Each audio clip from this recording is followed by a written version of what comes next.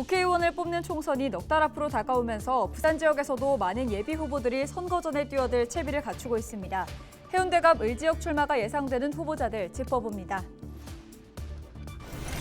기장군의회가 정관 아쿠아 드림파크의 부실 공사와 관련한 기자회견을 열고 오규석 전 군수의 민영사상 책임을 촉구하고 나섰습니다.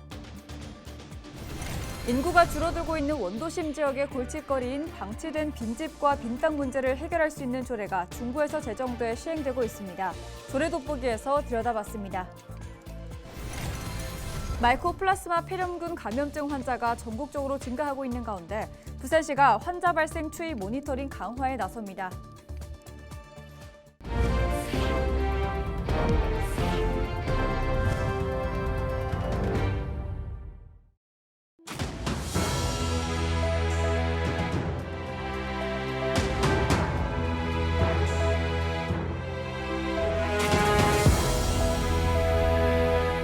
시청자 여러분 안녕하십니까? 헬로티비 부산 뉴스입니다. 국회의원을 뽑는 총선이 넉 달 앞으로 다가오면서 부산 지역에서도 많은 예비 후보들이 선거 전에 뛰어들 채비를 갖추고 있습니다. 특히 해운대갑 선거구의 경우 현역인 하태경 의원이 서울 출마를 선언하면서 눈독을 들이는 후보들이 많은데요. 오늘 선거 레이더는 해운대 지역으로 가봅니다. 차선영 기자가 보도합니다. 지난 21대 총선에서 보수 텃밭으로 회귀한 해운대 갑을 지역, 부산 자치구군 중 가장 많은 인구인 38만 6천여 명이 거주하고 있습니다.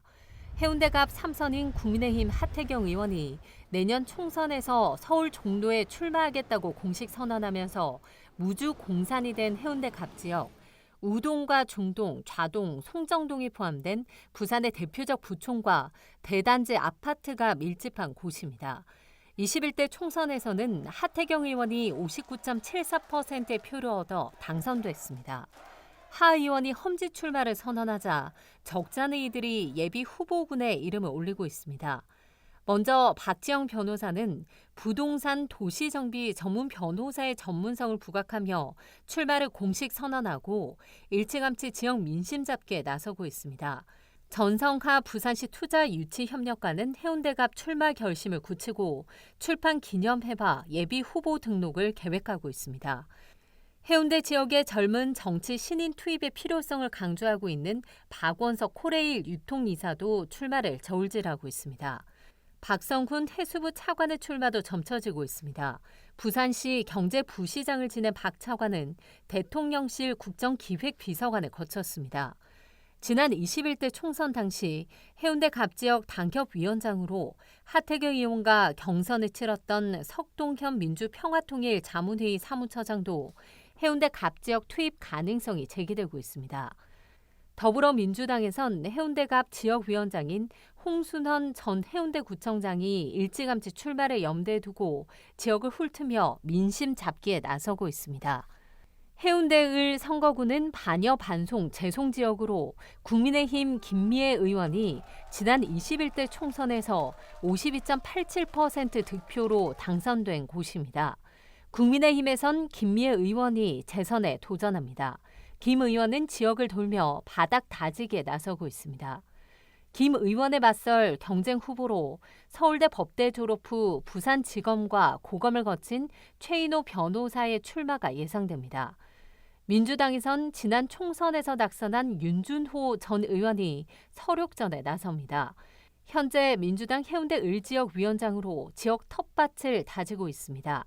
이명원 전 해운대구의회 의장은 일찌감치 선거 사무실을 마련하고 출판 기념회를 여는 등 민주당 공천 경쟁에 뛰어들었습니다. 선거 분위기가 점차 무르익으면서 국회행 티켓을 따내기 위한 치열한 경쟁이 예고되고 있습니다. 헬로티비 뉴스 차선영입니다. 인구가 줄어들고 있는 원도심, 특히 삼복도로 주택가의 경우 방치된 빈집과 빈 땅이 골칫거리입니다.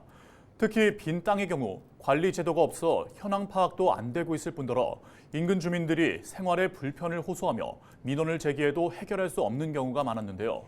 이 같은 문제를 해결할 수 있도록 하는 조례가 중구에서 제정돼 시행되고 있습니다. 이번 시간 조례 돋보기에서 소개합니다.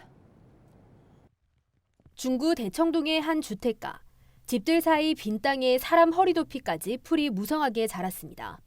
부서진 의자가 버려져 있는가 하면 각종 생활 쓰레기가 나뒹굴며 눈살을 찌푸리게 합니다. 주인은 있지만 사용도 관리도 하지 않고 방치된 땅입니다. 인근 주민들이 악취와 해충, 안전 문제로 고통을 겪는 것도 벌써 수년째입니다. 그 주위에 항상 악취하고 이런 어떤 생활의 환경에 엄청나게 불편을 많이 겪었습니다. 그래서 그 문제점이 있어 구청에다가 이 부분에서 민원을 제기해도 구청에서는 사유지라는 이유로 정비를 할 수 없다는 답변만 계속받아 그대로 방치할 수밖에 없었습니다. 이처럼 사유지라는 이유로 손을 댈 수 없었던 땅을 행정이 관리할 수 있도록 하는 조례가 중구의회에서 제정돼 시행 중입니다.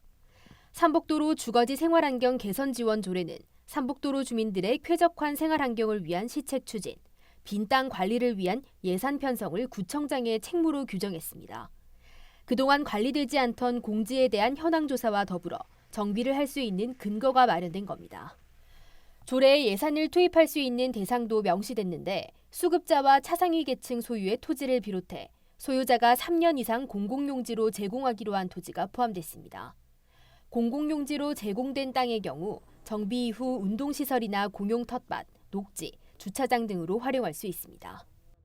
또 범죄와 안전 문제, 해충, 악취 등으로 주민들에게 피해를 주는 빈 땅 역시 정비 지원 대상입니다.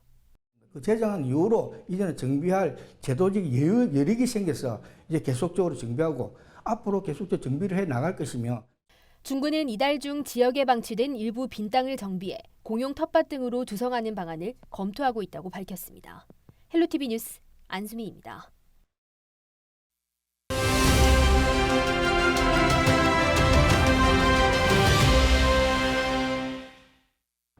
최근 마이코플라스마 폐렴의 확산세가 예사롭지 않다는 지적입니다. 중국에 이어 인도네시아에서도 퍼지고 있는 가운데 우리나라 역시 지난 9월 이후 지속 증가세를 보이고 있기 때문인데요. 하지만 우리 보건당국은 지나친 공포를 가질 이유가 없다고 말하는데요. 가톨릭대 의대 백순영 명예교수 연결해서 관련 이야기 나눠보겠습니다. 안녕하십니까? 예, 가톨릭의대 명예교수 백순영입니다. 네, 마이코플라스마 폐렴 환자 80% 이상이 어린이인 것으로 집계됐습니다. 마이코플라스마 다소 낯선 질환인데요. 주로 어린이들이 걸리는 질환입니까? 예, 일반적으로 전 연령층에 감염이 될 수 있지만 성인인 경우에 있어서는 큰 문제가 되지는 않습니다. 이 마이코플라스마 폐렴균이라는 세균에 감염이 되게 되면은 보통 2, 3일에서 일주일 가볍게 앓고 지나가는 것이 보통이지만 초기 증상으로서는 미열, 피로감, 기침, 인후통, 두통, 설사 등의 증상이 생기게 되고 길게는 3주일 이상 지속되는 경우도 있습니다. 이때 지금 유행하고 있는 독감이라든지 아데노바이러스, RSV, 라이노바이러스 등이 중복 감염되게 되면은 중증 폐렴이 될 수도 있기 때문에 굉장히 위험할 수도 있어서 어린 연령층, 특히 학령기 연령층의 아이들은 주의해야 된다고 봅니다. 네, 이번 질환이 어린이들을 중심으로 퍼지고 있다는 점과 함께 또 일반 항생제와 해열제가 잘 듣지 않는다고 하니 걱정이 되는데요. 폐렴균이 강해서 그런 건가요?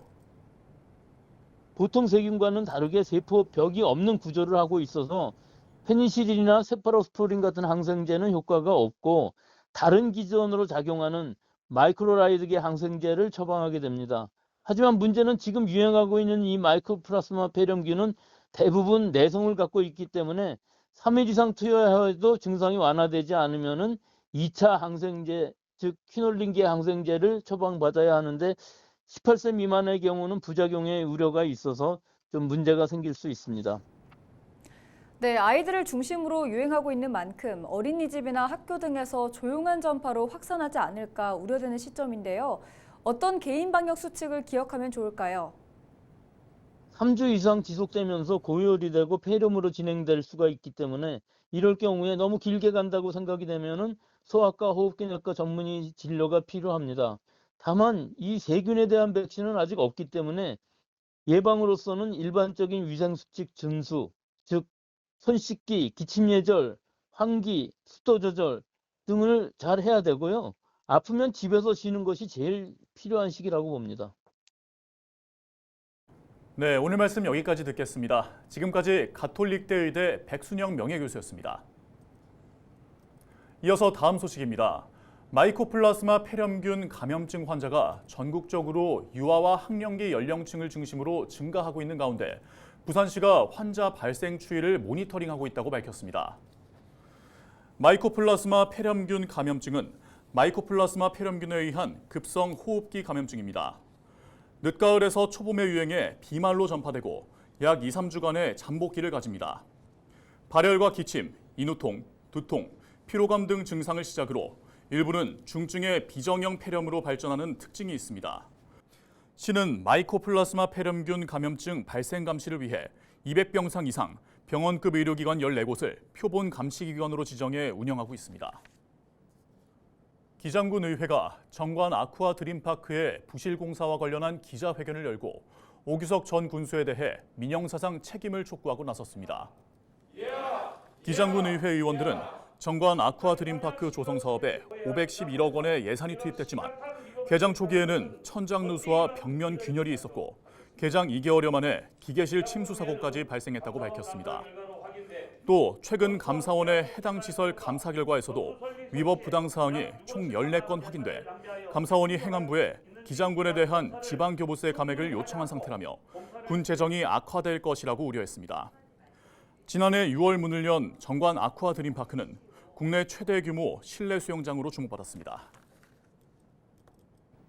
부산시가 동명대학교와 함께 오는 2026년까지 동명대학교 부지 내에 부산 그린 스타트업 타운을 건립할 계획입니다. 부산시와 동명대는 이를 위해 약정 체결을 맺고 지역 특화 창업 생태계를 만들기 위한 부산 그린 스타트업 타운 조성에 본격 나섭니다. 그린 스타트업 타운 조성 사업은 유망 기업과 젊은 인재의 유입을 위해 정주 여건과 지역 개발 가능성이 상대적으로 우수한 도심지에 복합 허브센터와 창업 지원 기관 같은 창업 지원 기반 시설 등을 조성하는 사업입니다. 이날 약정 체결로 동명대는 대학 부지 2,000제곱미터를 30년간 무상으로 제공하고 창업시설 확충, 지원 프로그램 운영에 적극 협력할 예정입니다. 부산시가 시민들이 따뜻하고 안전한 겨울을 날 수 있도록 2023년 동절기 민생안정 종합대책을 추진한다고 밝혔습니다. 시는 복지와 안전, 건강, 생활 4개 분야에 중점을 두고 위기가구 발굴과 생활안정 지원, 겨울철 재난 대응, 취약계층 감염관리 등을 내년 3월까지 추진합니다. 이를 위해 긴급복지 대상 가구 생계비를 인상하고 사회복지시설 난방비 지원 등 취약계층 난방 지원을 확대합니다. 또 현장 중심의 사전 대비 체계를 구축해 겨울철 자연재난 대응을 강화하고 감염 취약시설을 집중 관리할 계획입니다.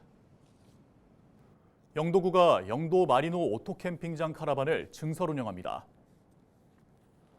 영도 마리노 오토캠핑장에는 기존에 7대의 카라반이 운영되고 있었습니다. 영도구는 카라반 예약 경쟁이 치열한 상황에서 캠핑장 이벤트 광장 부지에 6인용 카라반 8대를 증설했다고 밝혔습니다. 신설된 카라반 구역에서는 용두산 공원과 민주공원, 북항 등의 야경을 감상하며 캠핑을 즐길 수 있습니다. 국립수산과학원이 최근 겨울철 동해안 도루묵 어획량 감소에 대응하기 위해 지자체와 유관기관과 함께 자원 회복에 나섭니다. 동해안 주요 어종인 도루묵의 올해 10월까지 누계 어획량은 298톤으로 전년 같은 기간 대비 37.7%, 평년 대비 14% 수준입니다. 수가원은 겨울철 수온 상승에 따른 산란 기간 감소와 과도한 유어 통발 행위 등이 감소 원인인 것으로 추정했습니다. 이에 따라 지자체와 유관기관과 공동 협력 체계를 구축해 불법 유어 통발 행위를 단속하고 수가원은 도루묵 자원 회복을 위한 중점 연구종으로 선정해 관리할 계획입니다. 피난약자 시설의 화재 대응 능력 강화를 위해 실시한 2023년 더 안전경연 대회에서 강서구 참사랑 노인센터가 우수상을 차지했습니다. 이번 대회에서 센터는 자위 소방대원들의 임무 숙지와 화재 초기 대응, 인력 구조 분야에서 높은 점수를 얻었습니다. 강서소방서는 지역 자위소방대와 매년 합동훈련을 실시하고 소방시설 활용에 대한 교육을 강화하고 있습니다. 또 피난 약자 시설에 대한 상황별 대처 능력을 숙달해 유사시 신속한 인명구조와 시민안전 확보에 최선을 다하겠다고 밝혔습니다. 한편 더 안전 경연 대회는 지난 2018년 대규모 사상자가 발생한 밀양 요양병원 화재를 계기로 매년 실시되고 있습니다.